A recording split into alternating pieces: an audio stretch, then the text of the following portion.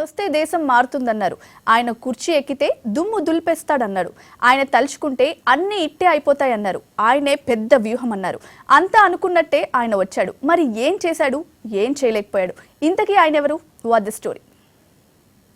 शपथ लेता हूं कि जो विषय संघ के प्रधानमंत्री के रूप में मेरे विचार के लिए लाया जाएगा अथवा मुझे ज्ञात होगा, उसे किसी व्यक्ति या व्यक्तियों को तब के सिवाय जबकि प्रधानमंत्री के रूप में अपने कर्तव्यों के सम्यक निर्वहन के लिए ऐसा करना अपेक्षित हो, मैं प्रत्यक्ष अथवा अप्रत्यक्ष रूप से संसूचित या प्रकट नहीं करूंगा. దేశ ప్రధానమంత్రిగా నరేంద్ర మోడీ మే 26, 2014న ప్రమాణ స్వీకారం చేశారు. అధికారంలోకి వచ్చి 10 నెలలైంది. ఈ 10 నెలల పాలన ఎలా ఉంది? ఏమన్నా చేశాడా? ఏమీ చేయలేదా అంటే చేశాడు, ఎంతో కొంత. కానీ చెయ్యాల్సినంత చేయలేదని టాక్. 10 నెలల పాలన సాంతం చూస్తే ఉగాది పచ్చడికి కాస్త అటు ఇటుగా ఉంది. ఆయన చేసిన పనులు జనాలకు అర్థమైనవి కొన్ని, అసలు అర్థం కానివి ఇంకొన్ని.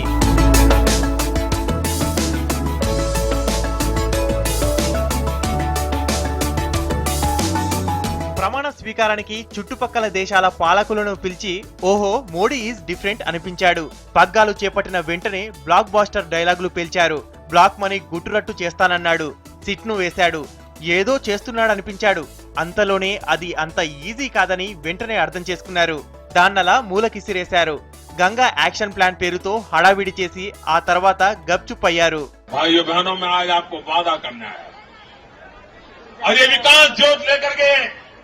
उत्तर प्रदेश की गलियों में घूमने वाले नौजवानों से मैं कहता हूं, आप जहां भी जाएं लोगों को विश्वास दीजिए कि दिल्ली में भाजपा की सरकार बनेगी। हम दुनिया के कहीं भी बैंक में खाते में अगर काला धन रखा गया है उसको वापस लाएंगे और ये काला धन गरीबों की भलाई के लिए खर्च किया जाएगा. జనాలను ఆకట్టుకున్న ప్రోగ్రాం స్వచ్ఛ భారత్ అభియాన్. స్పీచ్ లో ఉన్నంత సీన్ గ్రౌండ్ రియాలిటీలో లేదు. మరో స్కీమ్ జన్ధన్ ఖాతాలు. నల్లధనంతో వీటిని నింపేస్తాడనుకున్న జనాలకు నిరాశనే బహుమతిగా ఇచ్చాడు మోడీ. అయితే 14,000 కోట్ల రూపాయలు మాత్రం ఖాతాదారుల నుండి వసూలు చేసుకున్నాడు. మేక్ ఇన్ ఇండియా పేరుతో దేశాలు చుట్టివచ్చారు. 125 करोड़ देशवासियों के लिए एफडीआई जिम्मेवारी है और व्यापार उद्योग का विस्तार करने वाले विश्व के लिए एफडीआई एक अपॉर्चुनिटी है.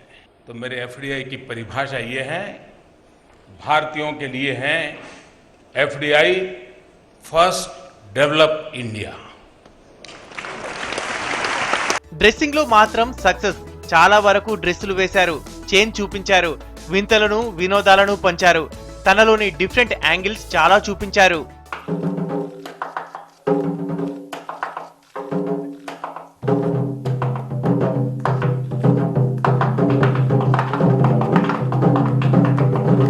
సంసద్ గ్రామ్ యోజన పేరుతో ప్రతి ఎంపీ ఓ గ్రామాన్ని దత్తత తీసుకోవాలన్నారు. దీంతో మరోసారి జనంలో తనపై డిబేట్ చేయించుకోగలిగారు. దీని రిజల్ట్ ఇప్పుడే తేలేది కాదు. ఈ స్కీమ్ పాతదే అయినా కొత్తగా ఇంట్రడ్యూస్ చేశాడు మోడీ. ఇది మాత్రం ఎంతో కొంత మంచి చేస్తుందని టాక్. ప్లానింగ్ చేయడానికి కమిషన్ కావాలనా అన్నాడు. ప్లానింగ్ కమిషన్ కు ప్లాన్ లేనే లేదన్నారు.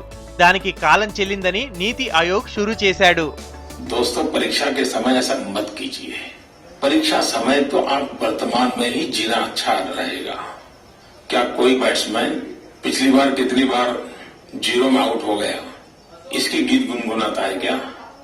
या ये पूरी सीरीज जीतूंगा कि नहीं जीतूंगा यही सोचता है क्या? मैच में उतरने के बाद बैटिंग करते समय सेंचुरी करके ही बाहर आऊंगा कि नहीं आऊंगा ये सोचता है क्या? విదేశీ పర్యటనలు, ఒప్పందాలు సరే సరి. విదేశీ పర్యటనలకు వెళ్లిన మోడీ చేస్తున్నదేమిటి, సాధిస్తున్నదేమిటి ఇవేమీ జనాలకు అంతగా అర్థం కావడం లేదు. పారదర్శక ప్రభుత్వం, జవాబుదారీతనం పెంచాలనే ప్రయత్నం బాగానే ఉన్నా ఉద్యోగుల నుండి అంతగా సపోర్ట్ సాధించలేకపోయారు. జనాలకు మాత్రం మోడీ ఏదో చేస్తున్నాడని మాత్రం అనిపించాడు.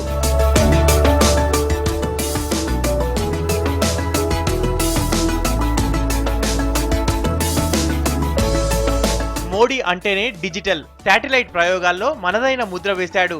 అగ్ర దేశాల సరసన సగర్వంగా నిలబడేలా చేశాడాయన. ఇది మోడీ గ్రేటే. సైన్స్, కమ్యూనికేషన్ రంగాలకు మంచి ఊపు తెచ్చేలా చేశాడు. పవర్లోకి వచ్చిన తర్వాత ద్రవ్యోల్బణం కాస్త తగ్గింది. జాతీయ, అంతర్జాతీయ సంస్థలు వేస్తున్న లెక్కల ప్రకారం ఇండియా గ్రోత్ రేట్ 7 నుండి 8% పెరగనుందట. ఇవి వెంటనే జనాలకు అర్థం కాకపోయినా రాను రాను తెలుస్తుంది. కోట్లాది ఉద్యోగాలు ఇస్తామని చెప్పిన మాటలు మాత్రం నీటి మీద రాతలే.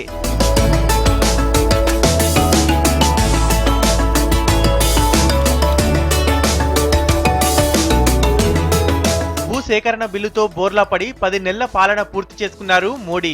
నేనే సర్కార్, సర్కారే నేను అనేది మోడీ స్టైల్. మార్కులు ఎక్కువ వేసుకోవాలనే తపనతో కొన్ని తప్పటడుగులేసి ఢిల్లీ ఎలక్షన్లో బోర్లా పడ్డారు. పాలనలో తన మార్కున్నా జన జీవితంలో మాత్రం ఇప్పటికైతే లేదు. మైనస్ మార్కులు రాకుండా జాగ్రత్త పడితే చాలు, మోడీ అత్యవసర మార్కులతో పాస్ అయినట్టే.